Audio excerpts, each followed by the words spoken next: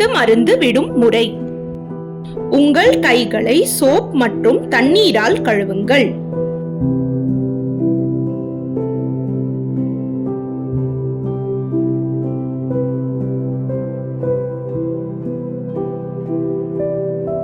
சொட்டு மருந்தின் பெயர் மற்றும் எக்ஸ்பைரி டேட்டை பார்த்துக் கொள்ளவும்.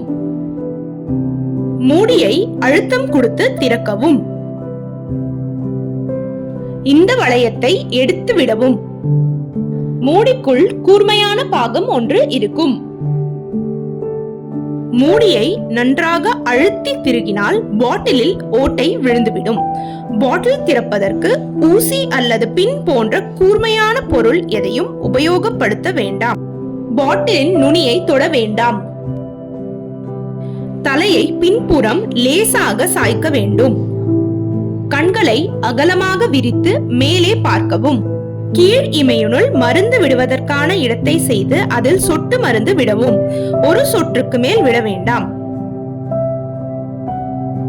கண்களை கசக்காமல் 2 நிமிடம் வரை மூடிக்கொள்ளவும். கண்ணில் இருந்து வெளிவரும் மருந்தை சுத்தமான துணியினால் துடைத்துக் கொள்ளவும்.